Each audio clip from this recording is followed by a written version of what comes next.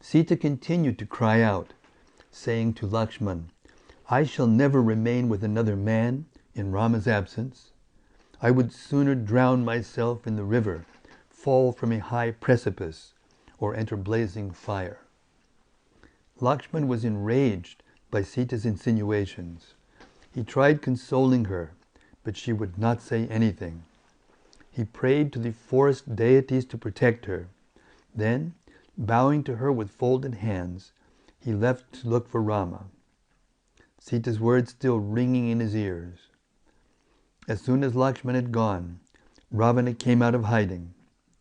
In a human form, he approached Sita, who was without Rama and Lakshman, even as a thick darkness overtakes dusk when devoid of the sun and moon. She saw the youthful princess sitting and weeping in front of her hut. As he came near, all the animals fled in all directions.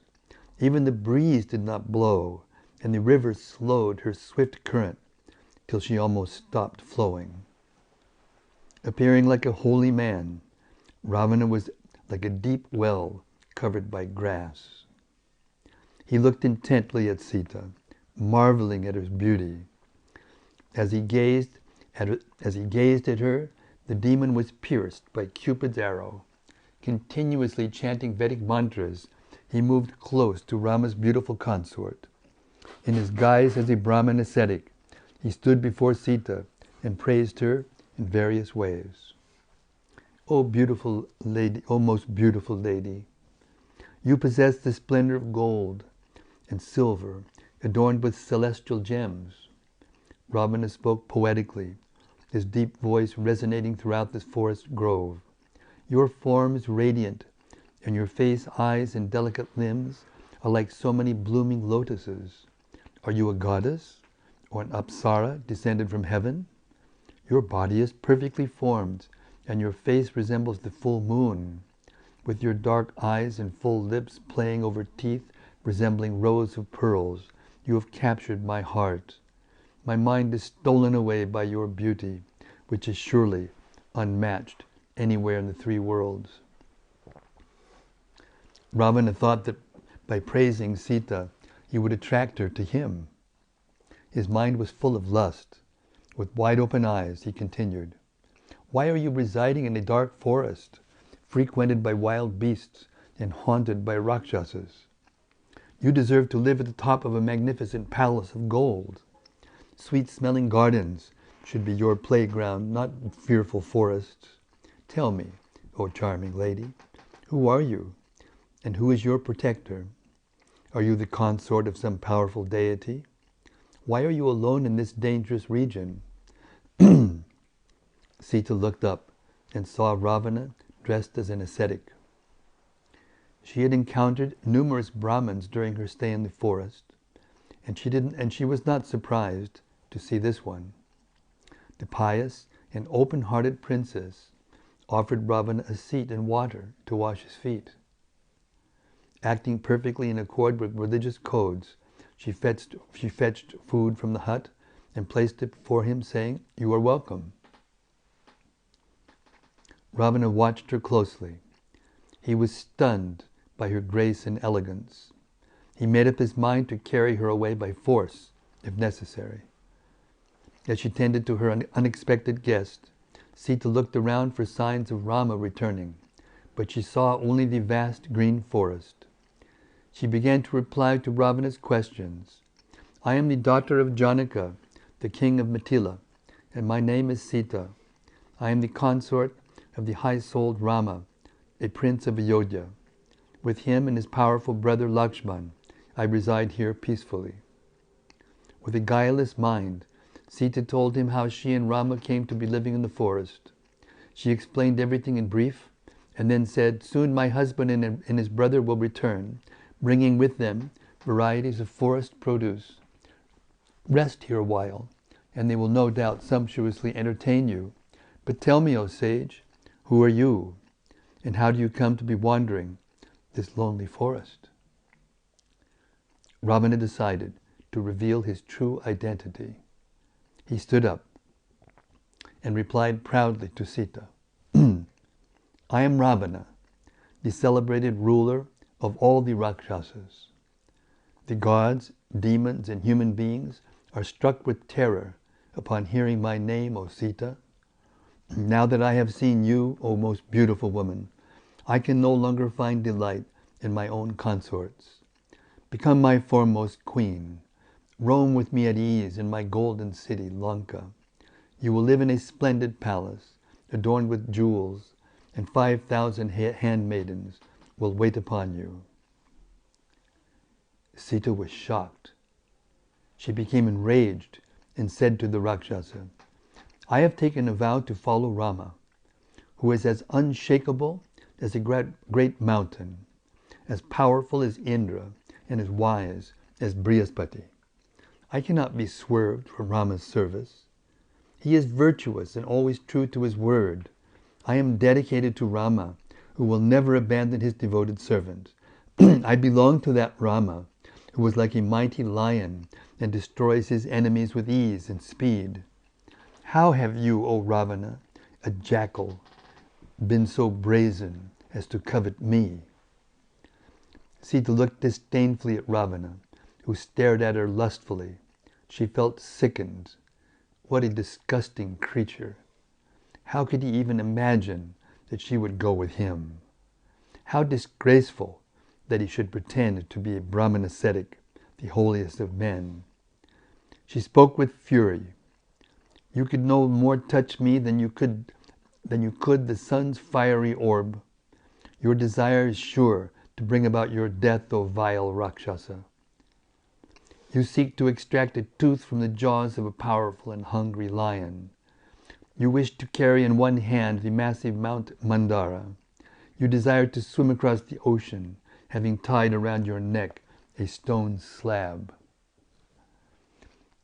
You who would steal the beloved consort of Rama are trying to snatch away the sun and moon with your bare hands. Sita reproached Ravana again and again. She scorned and derided him with sharp words, warning him against his evil intentions. After stealing me away, where will you go? How will you retain me while Rama stands on the battlefield, bow in hand? Your pathetic might is nothing against that of Rama's. Next to Rama, you are like a crow compared to Garuda. Sita looked like a sapling caught in a storm. She turned away from Ravana and prayed for Rama to return quickly. The Rakshasa was provoked by her harsh words and began to boast about his own strength. I have won from Kuvera the celestial city of Lanka, chasing him away by my own power. Why I have even taken from him the Pushpaka, his celebrated and beautiful airplane, which can range anywhere, according to one's will. Wherever I stand, the sun withholds its fierce rays, the wind blows gently, and rivers become still and calm. Ravana tried to intimidate Sita. He was annoyed that she was not interested in him. How could she remain attached to Rama, an insignificant human, when Ravana, the immensely powerful king of the Rakshasas, sought her favor? Surely she did not know of his strength and exploits. Even the gods feared his angry gaze. And as well as power, what about his unlimited power? And as well as power, what about his unlimited opulence? Ravana described the city of Lanka with its innumerable gold palaces. Come with me to Lanka, O princess. There you will enjoy human and celestial delights you have never even imagined. You will soon forget the mortal Rama, whose life is well nigh ended. Rama has lost everything, and having no power, lives in fear of the forest. I can dispose of him with a single finger. By your good fortune, Ravana is here in person to beseech your love. Accept me, O Sita, and abandon the worthless Rama. Sita could not even look at Ravana. She clenched her fists and flushed a deep crimson, sharply rebuking the demon. She told him that once he had laid hands on her, he would soon die at Rama's hands, crying and calling for Rama. She moved away from the Rakshasa. Ravana became furious. He stuck one hand against another and roared. He struck one hand against another and roared. Then the Rakshasa then assumed his original form with its 10 heads and 20 arms. He moved closer to Sita. Look at me, O proud lady. I can lift up the earth, drink the ocean, and even kill Death himself. Ravana's red eyes burned with fire. Wearing a red robe and bedecked with fine gold ornaments, he looked like a dark cloud lit up by lightning. He had lost all patience, and he spoke angrily to the trembling Sita. Here is a husband fit for you, O charming one. I shall take good care of you and never do anything you dislike. Leave aside the useless Rama and serve me. You do not deserve a life in the forest. Give up your affection for the soon-to-die human and become the queen of Lanka. Ravana had no intention of leaving her behind, but Sita was clearly not going to go with him willingly. He would have to force her. The demon grasped hold of the delicate Sita, taking her hair in one hand and her legs in another. Seeing him looking like death, with mighty arms and sharp teeth, the forest deities all ran away. At that moment, Ravana's chariot appeared close by, drawn by its ugly mules. Ravana took Sita in his arms, scolding her sharply, and he placed her in the chariot. Sita writhed in Ravana's grasp. As the chariot rose up, she called for Rama at the top of her voice. Distracted with grief and anguish, Sita wailed like a madwoman. "O Lakshman, where are you? I am being seized by a vile Rakshasa. O Rama, your life has been sacrificed for virtue. How then do you not see me being unrighteously carried away? You always chastise the wicked. Why then do you not punish the evil Ravana?" Sita began calling to the trees. She cried to the river and forest deities, to the animals and the birds, asking them all to tell Rama what had happened.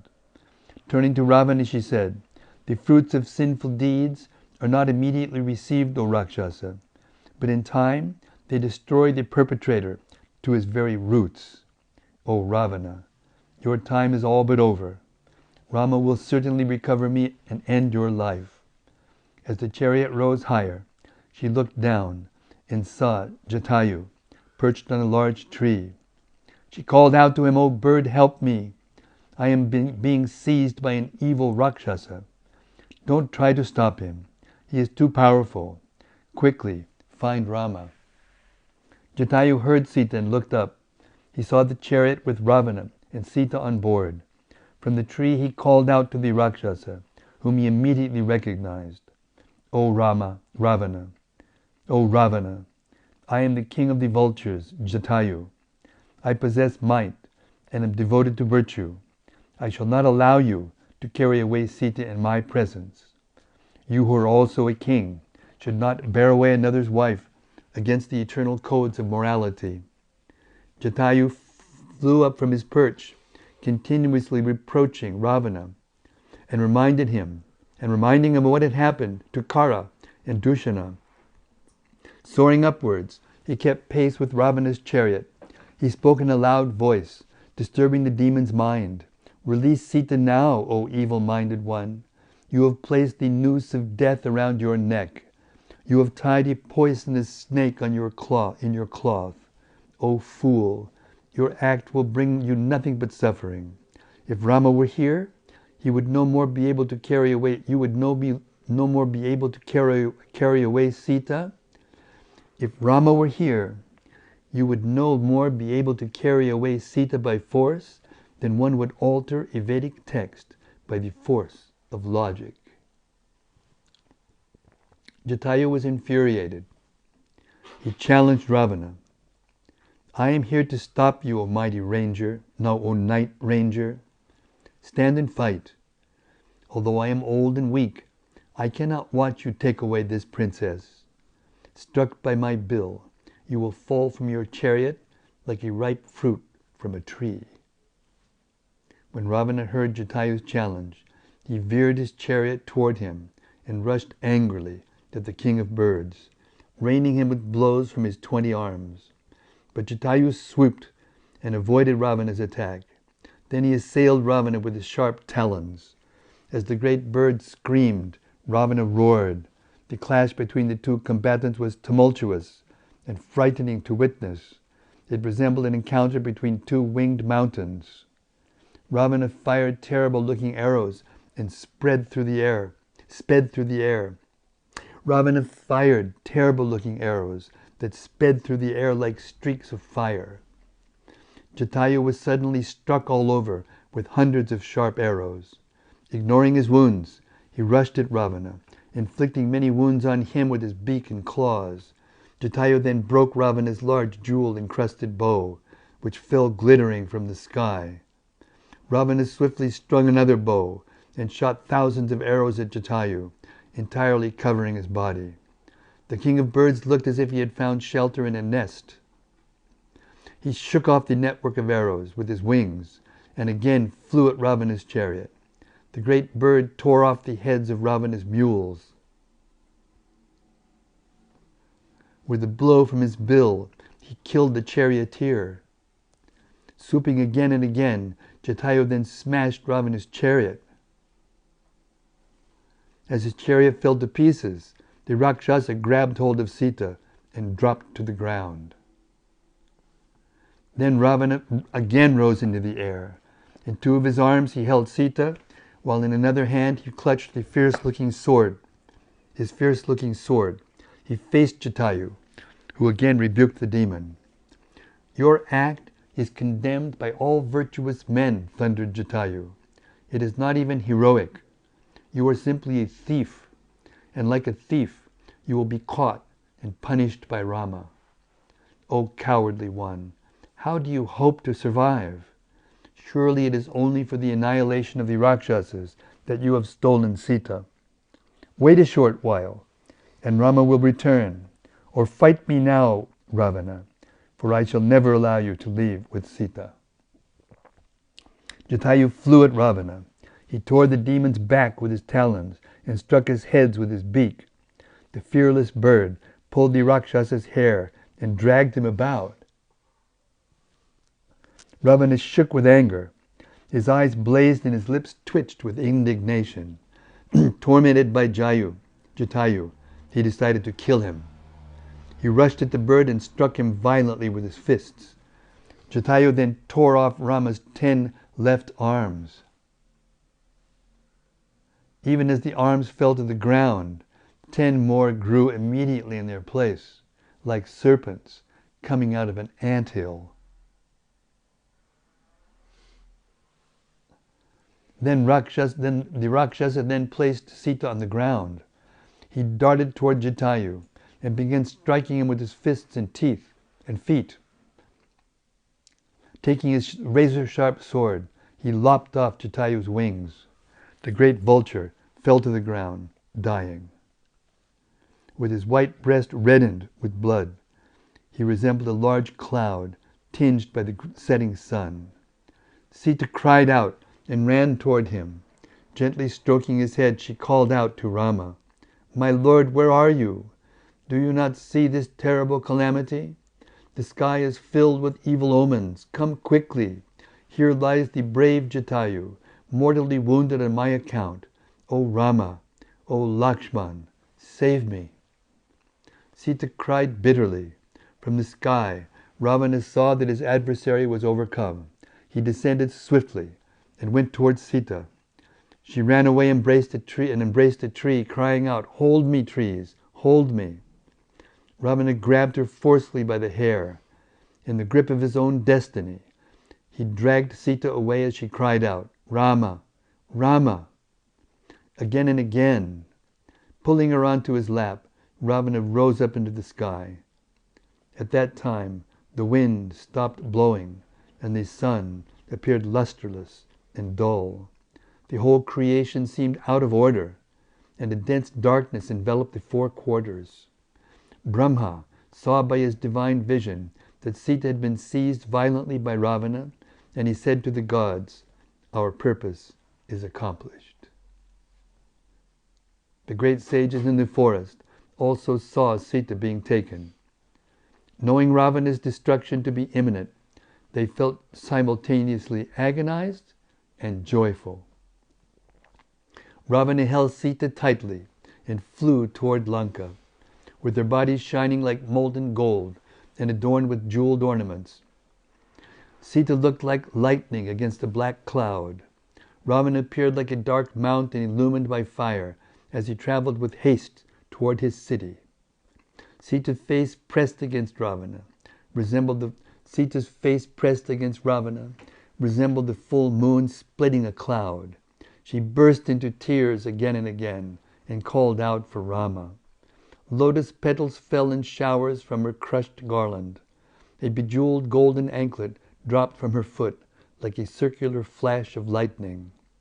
Her necklace of pearls fell from her breast, appearing like the Ganges descending from the heavens. As Ravana soared over the treetops, and the leaves shook violently, seeming to say to Sita, "Don't be afraid." Forest ponds, with their faded lotuses and frightened fishes, appeared sorry for the princess. Lions and tigers, along with birds and other beasts, angrily rushed behind, following Ravana's shadow. The mountains, their faces bathed in tears in the form of rivulets, and with arms upraised in the form of peaks, seemed to scream as the wind from Ravana's passage rushed over them. Seeing Sita held in the grasp of the 10-headed monster, the forest deities wept, and their limbs trembled with fear. Sita, her face pale and her eyes reddened, chastised Ravana. "Have you no shame at all? Resorting only to stealth and trickery, you have stolen away the chaste wife of another. O coward! You have killed the old and helpless Jatayu, and now you flee in fear from Rama. You are proud of your valor, but people throughout the world will scorn and deride you, O vile demon." Sita struggled in Ravana's grip. She preferred to fall to earth and die than be carried away by him. She censured Ravana continuously, goading him to turn and fight with Rama and Lakshman. The tearful princess told him that even if he carried her away to Lanka, she would soon die, being unable to see Rama. Ravana, ignoring her sharp words, continued to bear her away through the skies. As they flew, Sita looked down and caught sight of a group of large monkeys sitting on a mountain peak. She pulled off her silken head covering and quickly bound up her golden bracelets and other shining jewels, dropping the bundle as Ravana flew over the monkeys. She hoped that they would meet Rama and show him the jewels. He would then know which direction Ravana had taken her.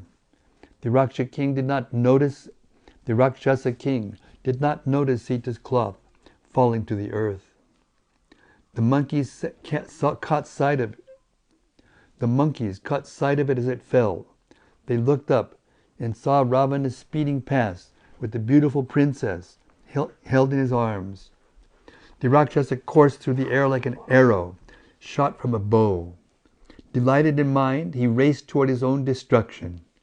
Crossing over the fearsome ocean, which teemed with sharks and other fierce aquatics, he went in the direction of his celestial city. Even as he flew overhead, the wind died and the ocean waves were stilled out of fear of him. The many Siddhas and Charanas in the sky, who witnessed Ravana's flight with Sita, said, "This marks Ravana's end." Soon Ravana arrived in Lanka and entered his palace, going straight to the inner section where he kept his many wives. There he spoke with the Rakshasas, who were entrusted with guarding his women. "Take good care that no man looks upon Sita. Give her every item of enjoyment the moment she asks. Gold, gems, pearls, silks, whatever she may desire, should be provided. Those who slight or upset her, knowingly or unknowingly, must not hold life deer. Ravana then left and went to his own rooms.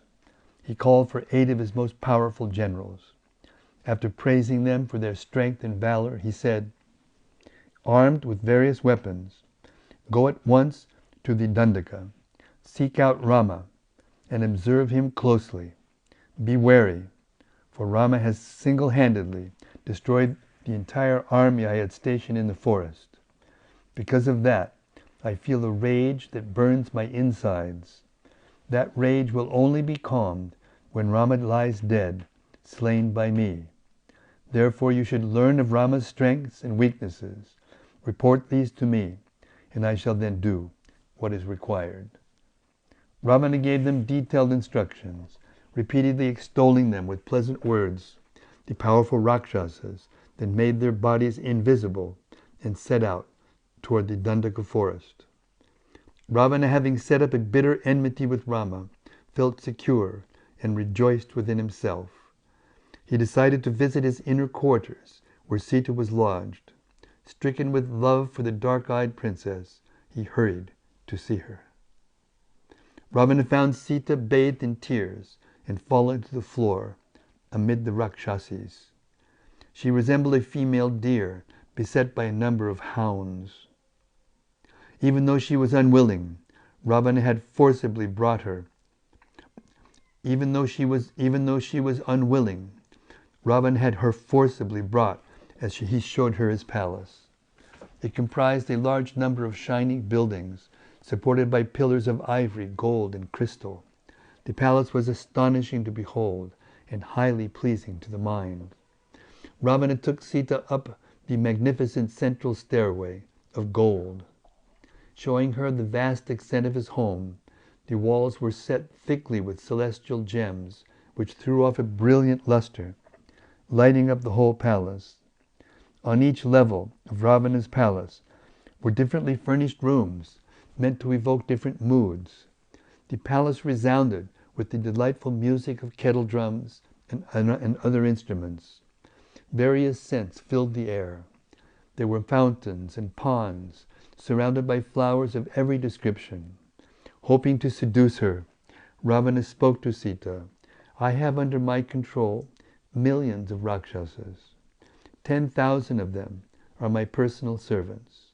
My city extends for 800 miles and is constructed everywhere with gold and gems. Everything I have, I now give over to you, O lovely princess. You are more dear to me than life. Become my wife and the queen of all the women who are mine." What is the use of remaining attached to Rama, who is deprived of his kingdom, given to austerities, and travels the earth on foot? Ravana tried at length to impress Sita. He bragged of his power, telling her how he could conquer even the gods in heaven. Ravana also derived Rama in various ways, saying that he would not be able to reach Lanka even in thought. Indeed, Ravana boasted, there was not a being anywhere in the 3 worlds who would now be able to rescue Sita from Lanka. Therefore, O delightful lady, share with me all these celestial pleasures. Range freely with me in Pushpaka. Cast aside any thought of Rama, whose life is soon to end, for I alone am a husband worthy of you. Sita sat sobbing for some time, not looking at Ravana. She had no desire to speak to him, but seeing the Rakshasa's insistence, she composed herself and addressed him reproachfully. "O sinful demon, you had dared lay hands upon me in Rama's presence. You would now be lying prostrate on the battlefield. Give up your vain boasting. Your life is all but ended. Your royal fortune is gone. Gone, too, is your strength and intelligence. Soon a shower of arrows will rain down upon Lanka, annihilating the Rakshasa forces. Thanks to you, O vile Rakshasa, this city will soon be filled with weeping widows." Sita spoke furiously to Rama. Sita spoke furiously to Ravana. How could he even dare to suggest that she abandon Rama for him? He was like a crow trying to steal a sacrificial offering from amid an assembly of Brahmins. Her mind would not for a single moment contemplate a sinful act. It was only with deep regret that she looked at Ravana at all. Obviously, virtue was entirely unknown to him. He could imprison her or kill her as he liked, for she had no use of life without Rama. Hearing Sita's stinging words, Ravana's bodily hair stood on end. He spoke threateningly. He spoke threateningly. "O most beautiful lady, hear my warning. If you do not yield to me within 1 year, you shall be killed by my cooks and served to me as my meal." Ravana then stormed away. He instructed the Rakshasis to break her pride. By fearful threats, alternated with soft words, tame this lady as one would tame a wild animal. He told them to keep her in his beautiful gardens, which were filled with trees laden with fruits and flowers. They should guard her carefully and continue to inform her of Ravana's power and glory. Gradually her mind would change. Otherwise, she would be put to death. Ravana left in anger, his footsteps causing the earth to vibrate. Placed in the midst of a grove of trees, Sita fell weeping to the ground. She felt her limbs overpowered with grief and could find no peace of mind. Threatened by the Rakshasa women, who had misshapen faces and deformed figures, she was like a young deer fallen into the clutches of tigresses. With her mind wrapped in thought of Rama, she fell unconscious, oppressed by fear and sorrow. Thus ends the chapter 9 of part 2 of Valmiki's Ramayana.